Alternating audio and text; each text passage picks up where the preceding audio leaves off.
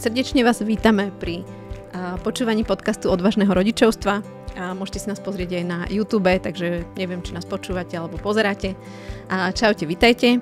No a to, o čom by sme sa dneska chceli rozprávať s Martinom. Ahojte.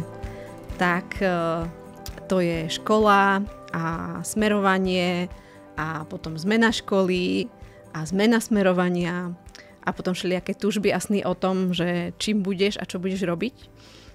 Lebo možno aj vy to zažívate, ak máte deti, že je veľmi veľa mladých, ktorí majú taký ako keby vnútorný tlak na to, že teraz keď si vyberiem nejakú cestu štúdia alebo vyberiem sa nejakou cestou vzdelávania a idem na túto školu, takže to zažívajú ako taký veľký tlak, že čím budem, že som vlastne ešte mladý, ale už teraz sa musím rozhodnúť, že čo budem vlastne celý svoj život robiť.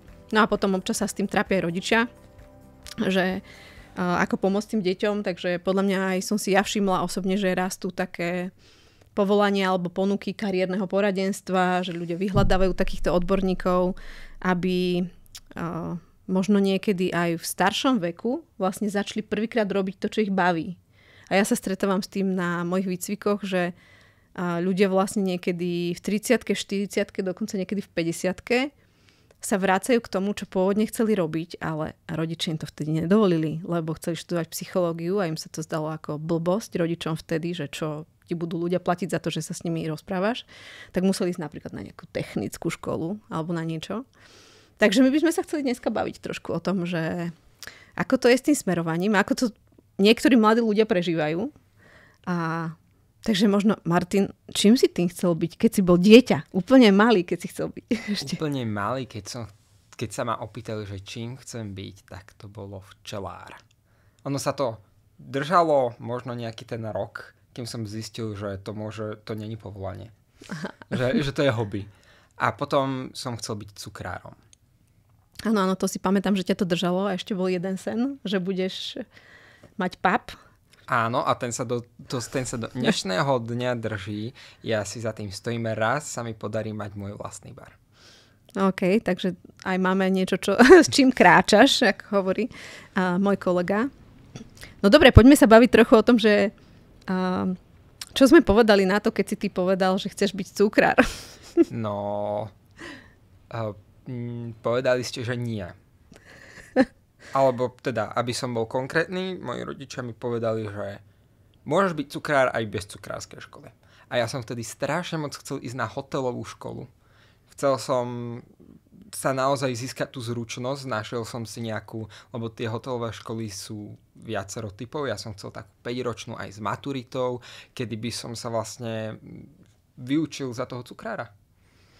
Hej, to sme si tak sypali, že popol na hlavu, že teda zakazujeme mu, aby bol cukrárom, lebo keď robil testy v psychologicko-pedagogickej poradni, tak mu vyšlo také, ja to hovorím, že IQ, ktoré vám vyrazí dekel.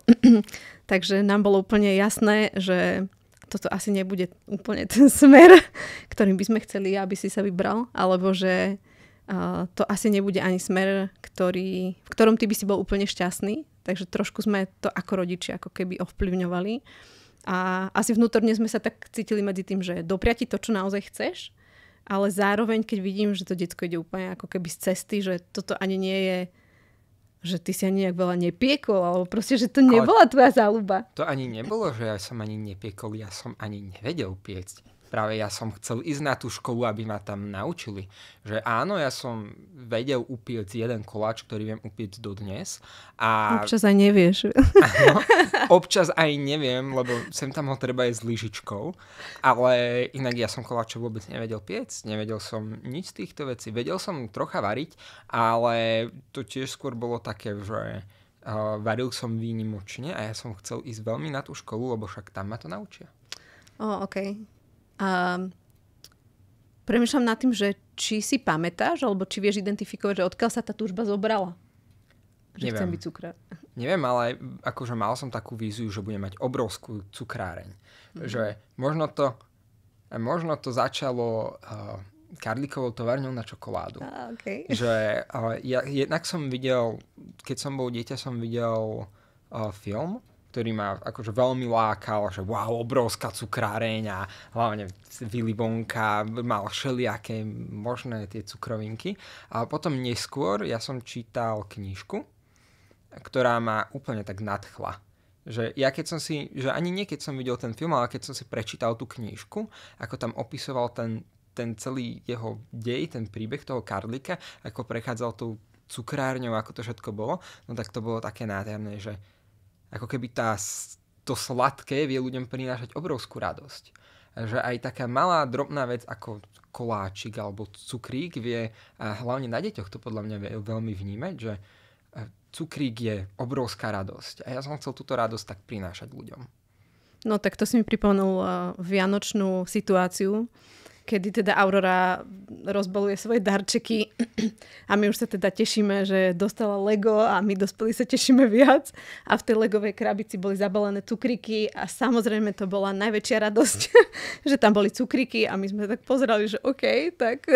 A obrovské Lego, s ktorými sme sa potom my 2 hodiny hrali. Áno, takže sme si urobili radosť, ale máš pravdu, cukríky sú proste niečo špeciálne.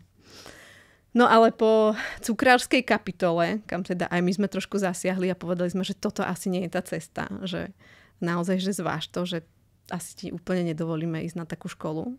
A tak potom prišlo rozhodnutie ísť na inú školu. No tak povedz, že na akej strednej si vlastne skončil? No, ono tam ešte bolo jedno také medzištádium. Ja som chcel ísť ešte na technickú školu, lebo mám teda blízko k počítačom a k všetkým týmto a chcel som ísť na akože drobnú elektrotechniku alebo slaboprúd. No lenže čím viacej som nad tým uvažoval, aj vlastne nad predmetmi, ktoré ma bavili v škole, no tak viac ma to začalo ťahať do toho chemického. A ja veľmi rád pomáham ľuďom a s tým som mal spojené aj zdravotníctvo a rozmýšľal som aj nad tým, že možno v budúcnosti by som chcel byť doktorom. A teda pre mňa osobne gymnázium nebola moc lákavá voľba. Skôr som nikdy nad gymnázium neuvažoval nejak dobre. Aj moji kamaráti, ktorí chodili na gymnázium, teda aspoň z toho, čo mi rozprávali, to nebola škola, ktorá by sa mne páčila. A tak som začal uvažovať nad zdravotníckou školou a tým, že na Slovensku je obor farmaceutický laborant, tak som išiel na neho. OK, no tak zmena z cukrára na farmaceutického laboranta. Aj sa to ťažko hovorí. No ale vlastne pečenie je tiež chémia. Toto je len taká trocha silnejšia chémia. A vlastne na druhú školu, ktorú som si dával prihlášku, bola chémia a potravinárstvo v Bratislave vo Vlčom Hrdle. Ja si to nepamätám, či ťa zobrali aj tam. No zobrali ma na toho farmaceutického laboranta, som bol tesne pod čiarou, ale na odvolanie som sa teda dostal a na tej druhej škole som bol medzi prvými. OK. Mne beží hlavou, že farmaceutický laborant na cukráře to majú fakt ďaleko od seba. A ešte jedna myšlienka mi bežala hlavou, tam mi teraz ako si utiekla.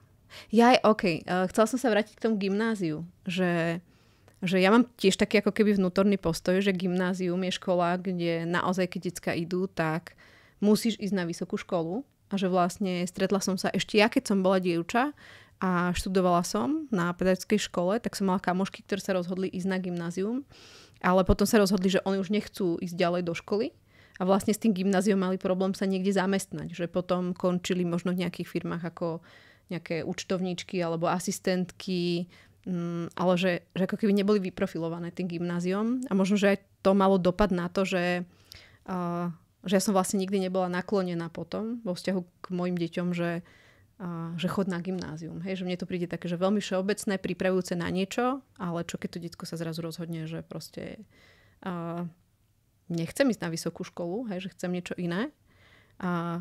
Že aj ty si nad tým takto rozmýšľal, že máš pocit, že si to tak nejak prebral, ako sme to my mali, alebo že ty si mal k tomu nejaký vlastný postoj? Ja som mal jednak tento postoj, áno, že keď človek vlastne skončí gymnázium, tak nemôže ísť robiť nič. Samozrejme môže ísť robiť to, čo môže ísť robiť každý. To znamená vykladať tovar do Teska, možno nejaké ďalšie práce, na ktoré človek nepotrebuje žiadnu školu. Zatiaľ, čo keby idem na akúkoľvek odbornú, hociakú, no tak už môžem robiť ten odbor, aj keby som sa proste rozhodol ďalej neštudovať. A A nemusím robiť ten obor, môžem ísť robiť všetky tie veci, ktoré môžu ísť tí ľudia z gymnázia. Ale ku tomu ešte môžem ísť robiť nejakú špecializáciu. Ak prižmúrime oči, väčšinou to býva aj lepšie platené. Záleží aj od teda tej špecializácie, ale že ten rozdiel je podľa mňa veľký. Plus je to zaujímavejšie pre mňa. Pre mňa to bolo veľmi zaujímavejšie, že to gymnázium je všeobecné a zo každého kúsku tam má človek čosi a až neskôr si človek vyberá semináre. Že je to také, nazvime to univerzálne a ja som mal z veľkej časti strach aj z jazykov. Že pre mňa to bolo odstrašujúce. Ja som vedel, že keď pôjdem na strednú odbornú, budem mať jeden jazyk, teda samozrejme slovenčinu a jeden cudzí jazyk. A vedel som, že keby som chcel ísť na gymnázium, vtedy boli povinné 2 cudzie jazyky. A aj keď by som to možno nejako zvládol, pre mňa jeden jazyk bol veľká výzva. Že ja som bol na základnej škole dedinskej, kde sme mali učiteľku angličtiny, ktorá ma nič moc nenaučila, ktorá tiež po anglicky sama moc dobre nevedela. Mali sme učiteľku nemčiny, ktorá to tak rezignovane brala, že však dobre, viete sa predstaviť, viete svoje meno, asi by ste si vedeli vypýtať aj niečo v obchode a to mi stačilo. A ja vlastne doteraz po nemecky nič neviem. A kebyže sa tomu možno viacej venujem, no tak by mi to možno aj niečo dalo, ale pre mňa to bol taký strašiak. Lebo ja sám mám teda s jazykmi veľký problém. Áno, občas si myslel, že si cudzokrajný. Hej, stáva sa mi aj teraz, sa mi stávalo na vysokej škole, že sa ma pýtali, že či som z cudzokrajiny teda, alebo že skade pochádzam, lebo moja slovenčina je niekedy zaujímavá. Veľmi hrubá a hlavne keď sa pozerajú na nejaké texty, ktoré napíšem. Áno, tak sme rôzne obdarovaní. A premýšľam nad tým, že teda, tak ako som na začiatku hovorila, že mladí ľudia niekedy zažívajú taký veľký stres, že musím sa rozhodnúť, že čím budem a toto budem robiť po zbytok svojho života. Že ako si to mal ty, že vnímal si nejaký stres vnútorne, že teraz som sa rozhodol, že budem farmaceutický laborant a teda toto budem robiť a budem v lekárni a že, či si mal nejakú vnútornú víziu, že toto budem robiť a zároveň, že či si zažíval nejaký tlak, že keď nastúpim na túto cestu, tak už proste musím po nej kráčať. No, mal som víziu, že toto chcem ísť robiť. Pre mňa to bolo, že chcel som sa venovať tej chémii, chcel som nejakým spôsobom pomáhať ľuďom. Veľmi ma bavilo pripravovať veci, pracovať v laboratóriu a pracovať s liekmi, vyrábať nejaké liečiva, že to bolo naozaj také, že moja vízia toho, čo som chcel v živote robiť. A stres som nezažíval, ale to môže byť aj mojou povahou, lebo ja som taký, že je mi všetko jedno do určitej miery, že stresu moc nemám teda, ale nezažíval som ten stres kvôli tomu, lebo som si hovoril, že však ja to robiť nemusím. Môžem ísť robiť čokoľvek. A často som teda s mojimi spolužiakmi, niektorých vtedy, keď sme sa bavili, ktorí išli na gymnázium, hovorili, že oni nechcú ísť na žiadnu odbornú školu, oni si teraz nechcú vybrať, čo oni budú robiť celý život. A to je podľa mňa také, že na tom gymnáziu si vlastne nepredĺžuješ ten čas, kedy si môžeš vyberať, ty len ho odkladáš. Okay. A ja rozumiem tomu, že 14 rokov je veľmi skoro na to, aby sa človek rozhodol, čo chce v živote robiť. 14-15 je ten čas, kedy si ľudia vyberajú tie stredné školy. A ja verím tomu, že keď nejakému takéhoto dieťaťa sa opýtate, čo chce v živote robiť, tak môže mať nejakú predstavu, ale nemyslím si, že tá predstava je to, či akože málo kedy to býva presne to, čo tí ľudia budú robiť. Určite sú nejaké výnimky, ktoré si 14 povedali, ja budem doktorom a potom boli doktorom a boli šťastným doktorom a náplňalo ich to. Môj prípad bol skôr taký, že som si povedal v tých 14-15, toto chcem robiť.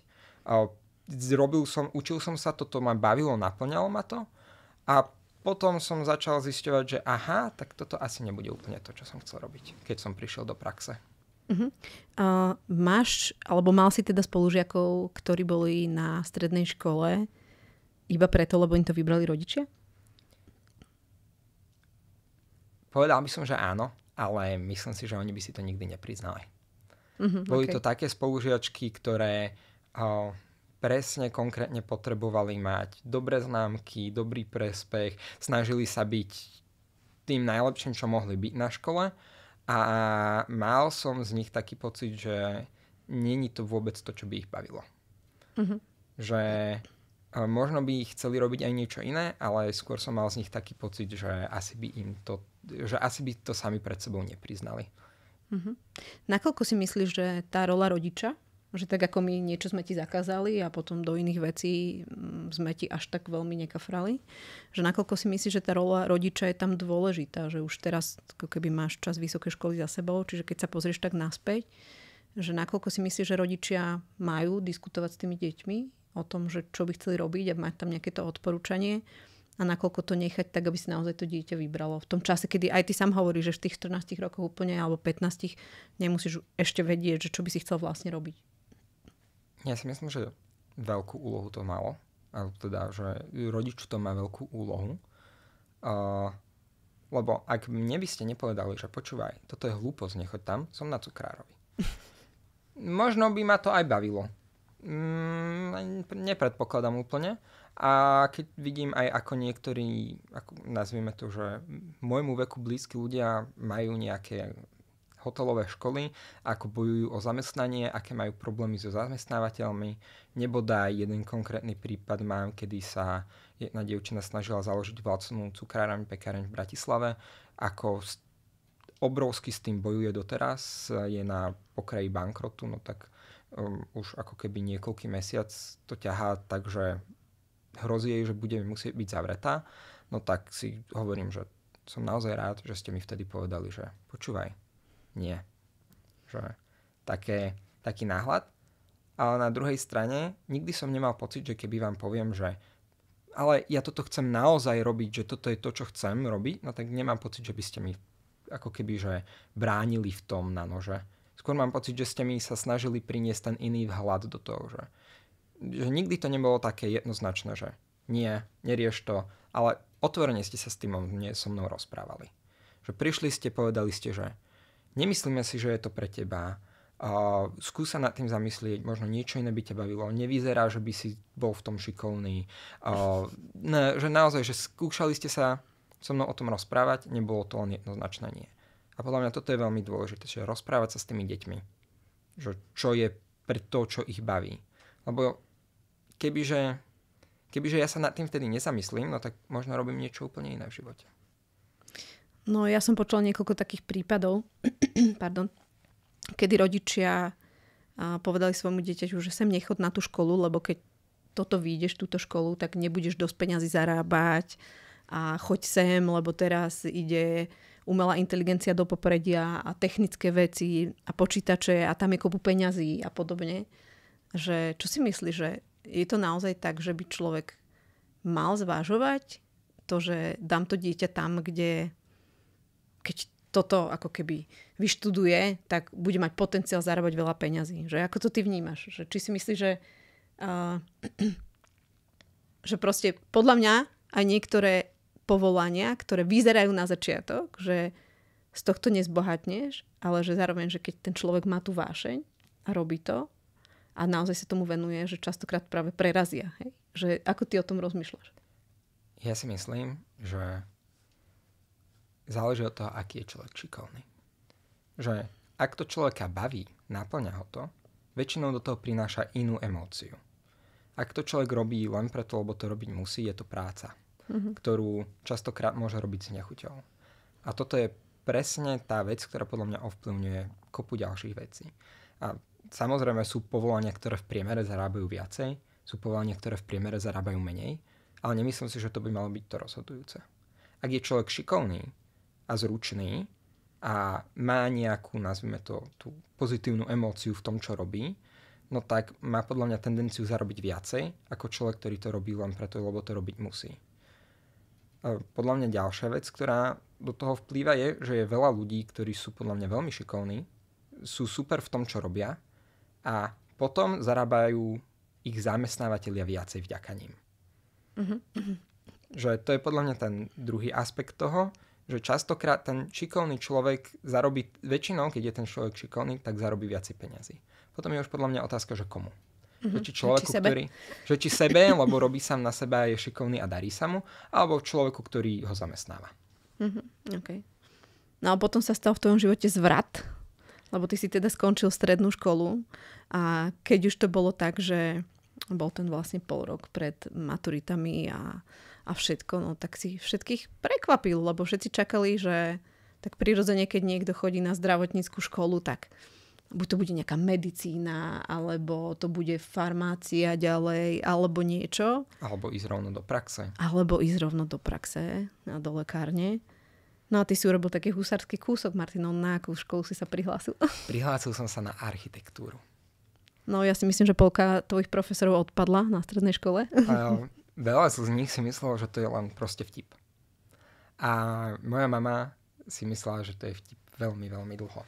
Ešte aj keď som išiel na príjmačky, no tak to brala také, že však idem si ohriať stoličku a vrátiť sa naspäť k tomu, čo robím. Martin je taký špeciálny, on má 2 mamy. Takže ja som tá mama 2 a biologická mama číslo 1. Takže aby vám to bolo jasné, že ktorá mama. No a čo teda, ako to dopadlo? No ja by som povedal, že on nenastal len zvrat v tom, čo ja som chcel ísť robiť, ale skôr nastal taký všeobecný vo svete. Lebo vtedy prišla pandémia a začali byť problémy na celom svete a ja už som mal teda túto prihlášku. Ja som chcel ísť na tú školu, aby som teda nejakým spôsobom ukázal, že áno, že môžem sa dostať kamkoľvek. Mm-hmm. A potom ja som mal ďalšie varianty, že chcel som ísť buď na medicínu alebo na farmáciu, ale chcel som skúsiť aj toto. Chcel som vedieť, že či by som sa tam bol schopný dostať. Tak som sa tam prihlásil. No lenže mne potom prišla prihláška, pozvánka na príjmačky a ja som zistil, že na to treba vedieť kresliť. No. Že tam sú talentové príjmačky z kreslenia, ako keby 2-3-hodinové kreslenia a potom testy priestorového predstavivosti. A ty si nechodil ani do výtvarnej. Ja som nechodil ani do výtvarnej, ja som nevedel kresliť, že vôbec. Ja som vedel nakresliť panáčika na okraj zošita. A ešte ja by som povedal, že si vedel nakresliť aj cibulu a všetky bunky a všetko, čo si kreslil do školy. Všetko, čo som kreslil do protokolov, som vedel, čo boli také abstraktné obrázky s popisom. A tak sme také, že krúžok s bodkou, 2 krúžky s bodkou, ovál s bodkou, že to mi išlo. No a zrazu som teraz zistil, že musím vedieť nakresliť aj zátišie na A3 za 3 hodiny z toho, čo vidím. No ja som nevedel nakresliť pero, ktoré ležalo predo mnou, šálku, nie je to proste zátišie. No ale teda už som mal pred sebou ten cieľ. Už som sa tam chcel dostať. Že už, ak nie nikomu inému, tak sebe som potreboval tak nejako dokázať, že áno, ja sa tam viem dostať. A kreslieval som každý večer. Každý večer, keď som prišiel domov, urobil som si svoje úlohy, všetko. Namiesto toho, aby som si čítal knižku, pustil seriál, kreslil som. Alebo aj keď sa niečo doma pozeralo, tak som si kreslil a pozeral sa popri tom. Začal som kreslievať po okrajoch zošitov, čo mojich učiteľov moc nenadchlo, tak som začal nosiť že papiere a keď som sa moc nudil na hodine, tak som kreslil na hodinách. A naozaj, že za toho pol roka som sa naučil z vedenia, s tým, že som vedel nakresliť paličky a hlavičku, som zrazu vedel nakresliť rozloženú drapériu s kobercom a so všetkými týmito vecami. Nebolo to podľa mňa nič svetové, ale zjavne to stačilo na to, aby som sa dostal cez príjmačky. A teda úspešne ma aj zobrali. No a potom prišla pandémia. Všetky ostatné príjmačky už boli komplikované. Ten jeden odbor, ja som chcel ísť teda na medicínu, ale vojenskú, ten daný rok zavreli. A ja som si povedal, že dobre, však na tú architektúru ma už zobrali. Čo iné môžem urobiť? Teda, že môžem si nejaký ten rok pauzu a skúsiť to za rok, alebo môžem ten rok venovať, dať teda šancu tej architektúre. A potom nastala ďalšia, taká, akože nazvime to vnútorná zmena. Išiel som robiť po maturite do lekárne. A to bol môj taký krutý stred s realitou, že práca v lekárni nie je to, čo sme sa učili. V takom zmysle slova? V takom zmysle slova, že my sme sa učili, ako vplývajú látky na človeka, aké veci mu môžu pomôcť, ako nejaká látka účinkuje s inou látkou, ako pripravovať mastičky, krémy, čo tomu človeku vie pomôcť. Učili sme sa nejakú psychológiu ešte do toho všetkého, že naozaj, že taká práca s ľuďmi a prídem do lekárne a je to o predajoch, rabatoch, o tom, kde je akcia 2 kusy za 1, kto má väčšie predaje, má väčšiu výplatu. A vlastne ten človek je len v lekárni, čo sa nazýva vždycky pacient, že nikdy ho ani teda v lekárni nenazývajú inak, vždy je tu pán pacient, no tak že vlastne ide o to, ako z toho človeka dostať ideálne čo najviac peňazí a poslať ho domov. Že nie je to o tom pomáhaní. A to mi tam veľmi chýbalo. A možno keby idem robiť niekam inám, mohol som ísť robiť aj do nejakého výskumu za o dosť menší peniaz. Ale kebyže možno idem robiť niekam inám, no tak je to možno iné, ale teda moja práca je hlavne v lekárni. A vtedy som si tak uvedomil, že toto nie je to, čo ja chcem robiť v živote. Našťastie som mal takú že brigádnickú zmluvu, po nejakých 4 mesiacoch som si povedal, že stačilo. Už stačilo tohto a už som si vtedy aj vnútorne tak utvrdil, že nechcem pokračovať v tej farmácii ďalej. Mm-hmm. No mne to pripomína taký stret s realitou, ktorý má Františka, ktorá tiež chodí na zdravotnícku školu ako praktická sestra. A vlastne dneska sme sa o tom rozprávali, že po 4 rokoch štúdia nemôže zastaviť infúziu, čo znamená otočiť koliečko. A že ako keby tie kompetencie tam nie sú úplne na mieste, ale tak to je naozaj taká ako keby iná téma toho, že čo môžete robiť po 4 rokoch štúdia, že ty môžeš stať v lekárni a predávať, že byť predávač doslova. Alebo možno namiešať niektoré veci. My to nemáme, že predávame. My musíme mať na to špeciálne slovíčko fancy. Expedujeme. Expedujete. OK, tak môžete expedovať. A praktické sestry tiež nemôžu robiť kopu veci, ktoré potom napríklad tí, ktorí prišli z gymnázia a idú na vysokú školu na ošetrovateľstvo, ktorí sa nikdy nestretli s človekom, tak spravia si vlastne iba nadstavbu alebo nejaké bakalárske štúdium. A zrazu už môžu. A môžu robiť všetko to isté, lenže s tým, že nemajú toľko praxe. Hej, takže tiež tu máme taký bočný efekt toho, že čo a ako. No ale ako sa ti vodilo na tej architektúre? Nebolo to také, že OK, že chcel som tam ísť, ale tým, že som bol 4 roky na farmácii, tak teraz ako keby, že Alenka v ríši divov, že či si aj tam trochu neprecitol? Všetko tam bolo pre mňa iné. Na jednej strane sa mi to páčilo, lebo všetko, o čom som sa bavilo, bolo pre mňa nové. Na druhej strane som cítil také znevýhodnenie oproti ľuďom, ktorí vedeli už kresliť a prišli na tú školu s tým, že sa len posúvali ďalej v tom kreslení. Lebo bolo to naozaj veľmi citeľné. To kreslenie naozaj tam urobilo veľký rozdiel. Že keď sa človek pozrel na nejaké moje skice a na nejaké skice človeka, ktorý kreslil od, dajme tomu, 10 rokov skoro celý život, no tak bol tam extrémny rozdiel, že bolo vidno, že ja nie som naučený na tieto veci. Tak aj po tej technickej stránke, že ľudia, ktorí mali zase technickú školu, boli v nejakom zvýhodnení oproti mne, ktorý mal tú zdravotnú. Ale všetko sa to dalo zvládnuť. Mal som aj predmety, ktoré som musel opakovať, alebo teda jeden predmet som musel opakovať, ale myslím si, že to v rámci vysokej školy je normálne. Lebo to množstvo učiva, alebo to množstvo tých vecí, ktoré sme potrebovali zvládnuť, je naozaj veľké. Takže myslím si, že nech by som bol na akejkoľvek vysokej škole, tak by som musel zamakať. Mne sa trošku marí, že vy ste tam mali dosť aj tých prijatých, ale že tam bolo potom také veľké sito, že vlastne tí ľudia aj postupne odpadávali. Hej, a ťažko určiť úplne, že kde bol problém. Lebo v mojom ročníku odišlo tuším skoro nejakých 60 alebo 70 ľudí. Nie som si úplne istý tým číslom, lebo to už teda dávnejšie bolo v priebehu prvého roka. Len hovorím, že to je veľmi ťažko určiť, že kvôli čomu to bolo, lebo my sme vtedy prišli na 2 týždne do školy a zrazu sme mali online výuku. Okay. A tým, že vlastne my sme nemali ten stret s tými spolužiakmi, viem si predstaviť, že pre mňa to bolo veľmi náročné, minimálne toto, že aj keď som potreboval od niekoho pomoc, tak som ani nevedel, že... Lebo ja som tých spolužiakov nepoznal reálne. Že aj keby sme mali aspoň ten rok alebo pol roka, no tak viem, že napíšem tejto, lebo s ňou sa kamarátim, viem, že ona je šikovná, vie, čo máme robiť. No ale takto som mal taký pocit, že som na to sám. A viem si predstaviť, že toto bol presne ten dôvod, prečo veľa ľudí stade odišlo. Že ešte neznáme a ešte viac neznáme tým, že ste sa vlastne ani nestretli. Presne. Vedel som povedať, že táto ikonka je tá spolužiačka, táto ikonka je tá spolužiačka. A tým to končilo. Kde si nabral odvahu ísť zo zdravotky na architektúru? No, neviem. že ťažko asi tak povedať. Skôr to bolo... Hlavne to nebolo ani tak ako o odvahe, ako o tom hľadaní. Vedel som, že ak toto nebude ono, tak vysoká škola na rozdiel od strednej školy má tú výhodu, že proste môžem odísť. Mm-hmm. Vedel som a bol som si plne vedomý toho, že ak by som znova skúšal ten prvý rok niekde inde, musel by som si ho zaplatiť. Vtedy som to aj diskutoval teda s rodičmi. Povedal mi, že tá suma nie je taká horibilná, aby sa to nedalo zaplatiť.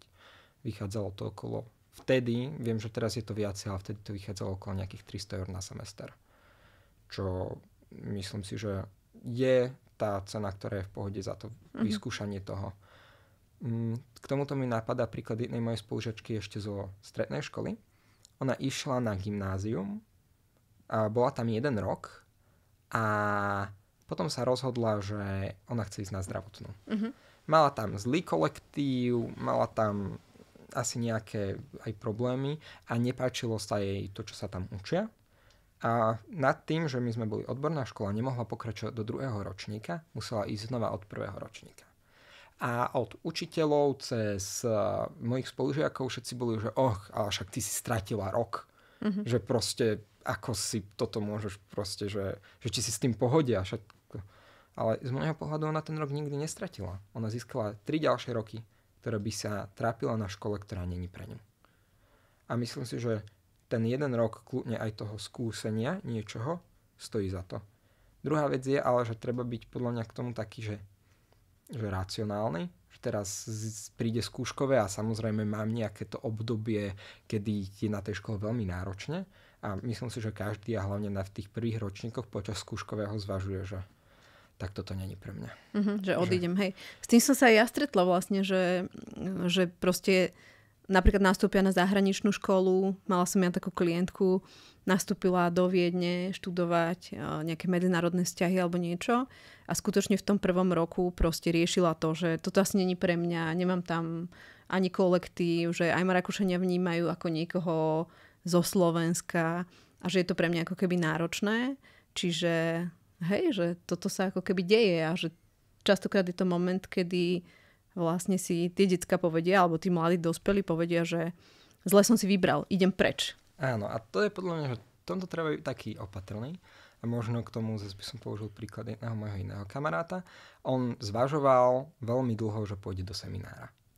A nakoniec sa rozhodol, že dobre, ide do toho seminára, ide to vyskúšať, že zjavne už bolo príliš veľa signálov, že by tam mal ísť. No, lenže on si predtým, než tam išiel, povedal, že dám tomu aspoň 2 roky. Ak zistím po tých 2 rokoch, že to nie je pre mňa, odídem.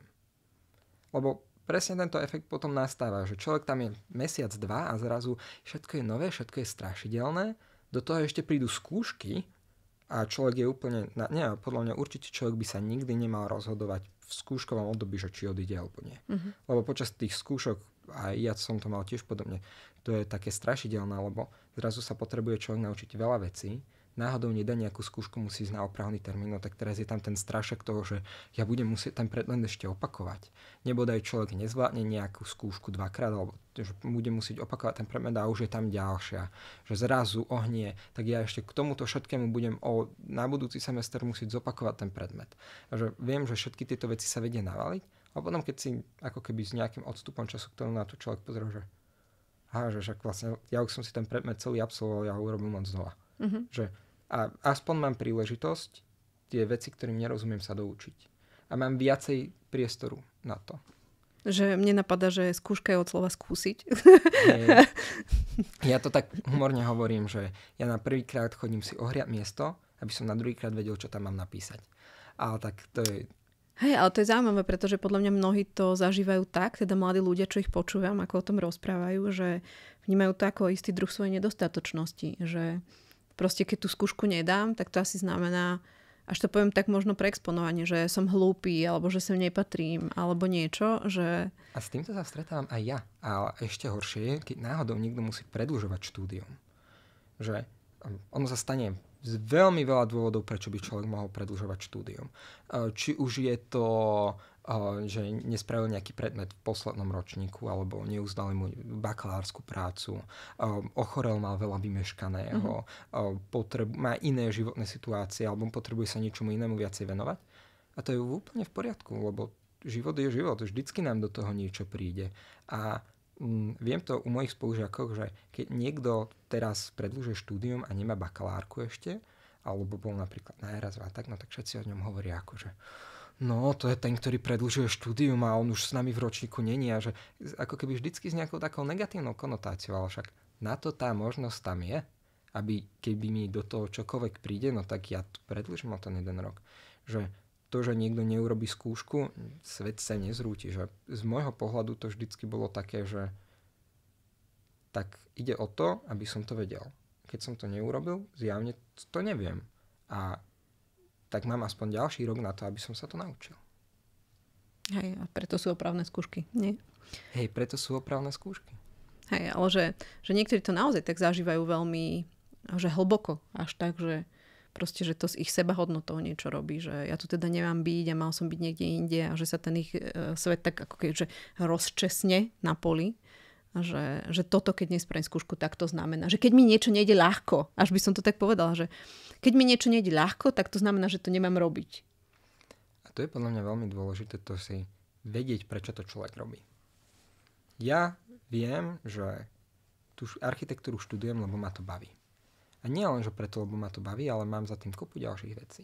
Mňa baví vytvárať, mňa baví tie veci navrhovať, mňa baví to, že musím sa zamýšľať nad tou realitou, že či je to možné postaviť takto. Baví ma rozprávať sa o rôznych materiáloch, o rôznych prevedeniach, o tom, čo je možné s najnovšou technológiou stavenia a keď už sme pri tom aj koľko to stojí. Že toto sú tie veci, pre ktoré ma to baví.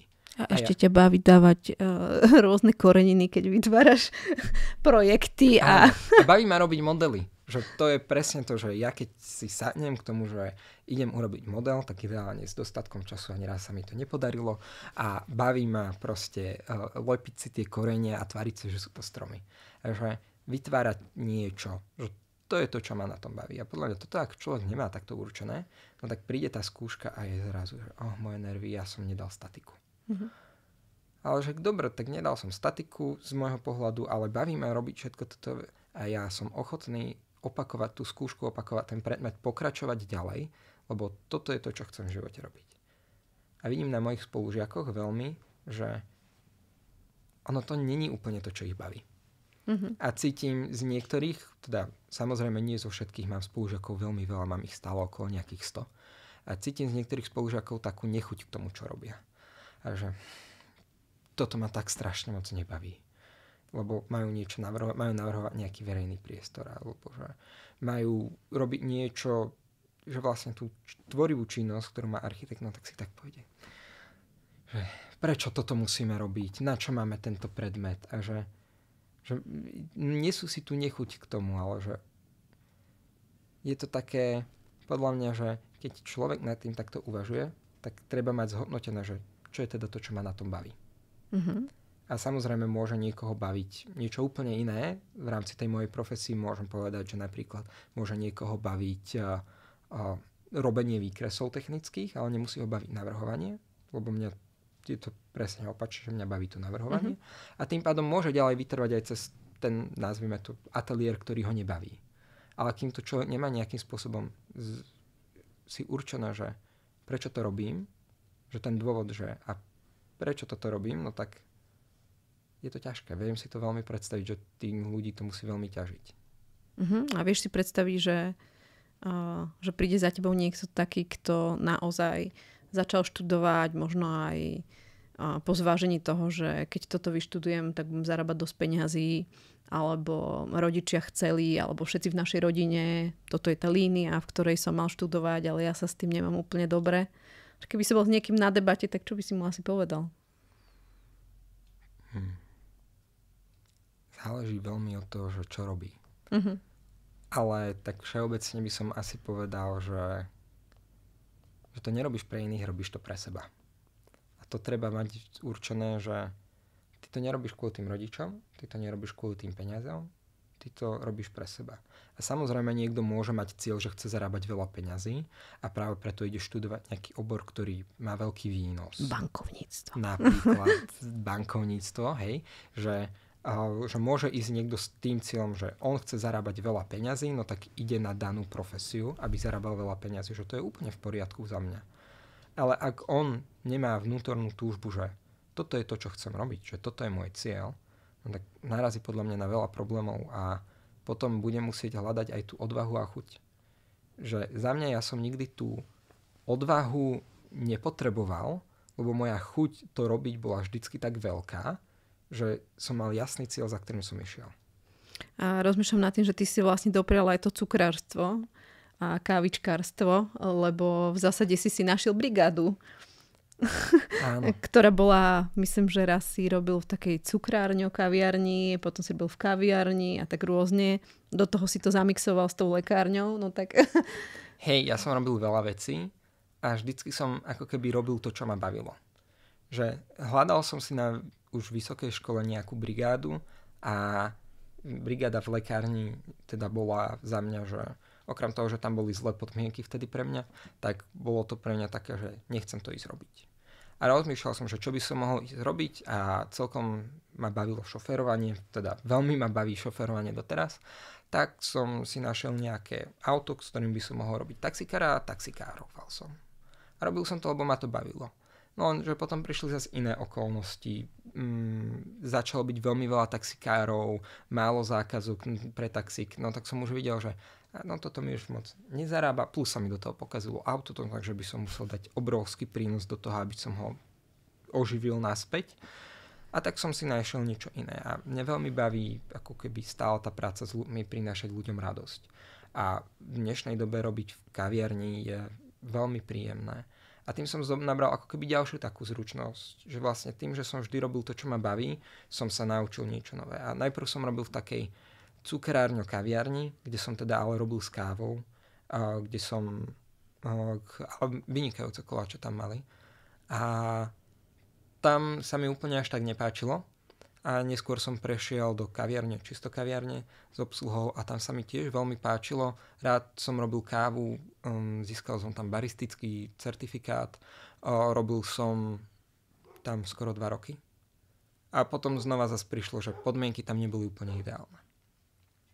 A ako keby, že znova som od toho odišiel. A podľa mňa to nie je niečo zlé, lebo človek tým, že vždycky som robil to, čo som chcel a vždycky ma to nejakým takým spôsobom naučil novej zručnosti. Rozmýšľam nad tým, že ešte keď si spomeniem vlastne ako moji rodičia, ako pristupovali k nejakej práci a zmene, alebo tie generácie, ktoré ešte boli ako keby predo mnou, tí starší, tak to bolo, že si fluktuant, keď meníš to povolanie a teraz tu si a tu si a tu si, že vlastne za komunizmu to bolo hrozné, vieš, že to ani nebolo mysliteľné, to proste fungovalo tak, že si skončil školu, mal si miesto a do smrti si tam bol a potom si odišiel odtiaľ do dôchodku a bolo dobré. A že teraz to ako keby znie, že a tu som chvíľu, a tu som chvíľu, a tu som chvíľu. Tak máš pocit, že je to taká tvoja doména, alebo že to je doména mladé generácie, alebo že ako sa na to pozeráš? Ja osobne, hovorím teda za mňa, si neviem predstaviť robiť jednu prácu celý život. A ak by som mal robiť jednu prácu celý život, tak by to musela byť práca, ktorá mi vždycky predloží nejakú novú výzvu. Vyrábať kalimby. No hej, alebo skôr tá architektúra, že vždycky, keď príde nový projekt, príde nová výzva.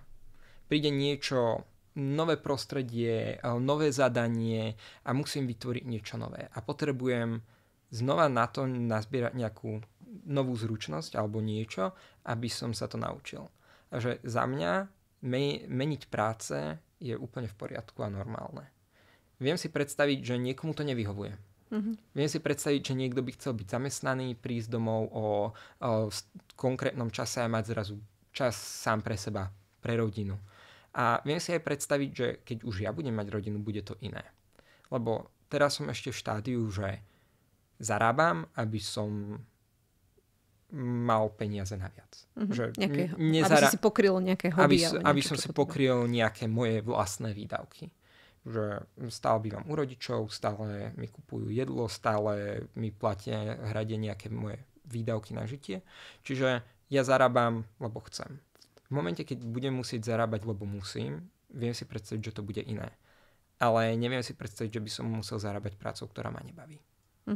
Čiže naozaj je tam tá podmienka toho, že musí to byť to, čo ťa baví. Áno. A o dosť radšej budem robiť prácu, ktorá ma baví za menej peňazí, ako prácu, ktorá ma nebaví za viac. Lebo ono to podľa mňa prináša aj veľa takých iných vecí. Lebo keď sa človek necíti dobre, no tak už sa k tomu nabalujú kopu iných vecí. A ja som sa do tej lekárne časom aj vrátil. Vrátil som sa do tej lekárne na určitý čas a teda pracoval som tam nastálo. A keď som tam prišiel, tak som bol, nazvime to, plný energie. A keď som odchádzal, mi kolegyňa hovorila, že úplne vidno, ako tie 2 mesiace, čo si tu robil, ťa vyšťavili. Že cítil som, že ma to nebaví, cítil som, že to, čo som tam robil, není ono. A že aj cudzí ľudia si to všimli. No cudzí kolegyňa, takže strávili sme spolu veľa času v rámci tých 2 mesiacov, keďže to bolo TPP. Ale že bolo cítiť na mne už aj ten prístup k ľuďom iný. Že keď som tam prišiel, bol som usmievavý, snažil som sa s každým zákazníkom mu poradiť, nájsť nejaký... A ku koncu som bol taký odovzdaný, že robím to len preto, lebo to robiť musím, lebo mám ešte 3 smeny do konca a potom môžem ísť preč. A že keď človek robí tú prácu, ktorá ho nebaví, tak k tomu si nesie kopu ďalších iných zlých vecí. Tak to je vidieť, hej. A cítiť potom. Martin, vieš si predstaviť, že v budúcnosti, keď ťa ako keby nadchne niečo iné, že by si naozaj v budúcnosti zmenil to svoje povolanie alebo tú svoju prácu a išiel zase kúsok inou cestou? Áno. A viem si to predstaviť len vďaka tomu, že už som to spravil. Že keď som išiel do kaviarne, potreboval som nejakým spôsobom nabrať baristickú zručnosť.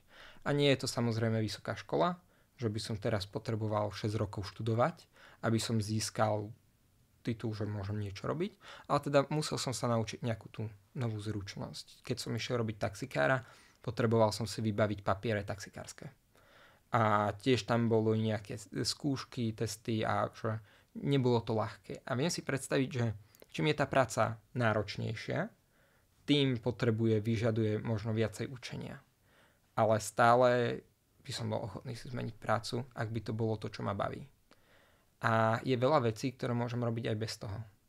Že s mojou školou môžem robiť veľa vecí a keď budem chcieť robiť niečo, čo nezahrania moja škola, viem si predstaviť, že venujem tomu ten čas a energiu, aby som zmenil moje zameranie. OK, ďakujem ti veľmi pekne za tento rozhovor. A možno tak nakoniec, ja by som chcel všetkým rodičom, aj mladým ľuďom a mladým dospelákom, ktorí sa rozhodujú, a možno tak zaželať alebo priniesť do takého premýšľania, že či je toto miesto, kde sa cítite dobre, či je toto miesto, kde chcete byť, alebo že či máte ešte nejaké túžby, ktoré by ste si chceli naplniť a že možno by ste začali premýšľať nad tým, ako si tie túžby naplniť, aby ste sa nebali zmeny a možno, že aj v pokročilejšom veku, tak ako ja som hovorila, že mám kopu študentov, ktorí si naplňajú teraz tie svoje sny cez to, že si povedia, že OK, nechcem byť účtovník, ale chcem byť profesionálny coach, alebo chcem byť naozaj psychológ, lebo to som vždy chcel. A idú na výcviky a venujú sa tomuto, takže aby ste mali odvahu zmeniť niečo, kde vám nie je dobre. Napadá ti niečo ešte na záver, Martin? Ja by som chcel ešte povedať, že tá zmena nemusí byť veľká a hneď. Že keď človek chce zmenu v živote alebo chce začať robiť niečo iné, tak môže ju začať robiť v malom a keď zistí, že to je ono, že do toho chce ísť, tak môže potom pokračovať. Že ak by som to zobral na ten coaching, tak je niekoľko levelov coachingu. Človek môže začať s nejakým malým kurzom, oboznámiť sa s tým, čo to je a neskôr pokračovať ďalej. Že ako keby, a toto ponúka v dospelom živote, toto ponúka každá profesia. Že môžem začať, môžem sa s tým oboznámiť a až potom môžem do toho ísť. Že... Trošku začnem programovať a uvidím, či ma to baví a či sa vydám tým smerom. Nazval by som to otužovaniu, že nikto neskočí do ľadovej vody po hlave. Ale namočí si najprv nohy, trocha sa ako keby prispôsobí tej vody, potom ide po kolena, po pás a že potom, keď už je niekde po ten pás, vie sa do toho vnoriť až po ramená. A že podľa mňa toto je ten spôsob, že zmenu treba pomaličky. Tak zmenu treba pomaličky. Ďakujeme, že ste nás počúvali. Tešíme sa na vás na budúce. Majte sa krásne. Ahojte.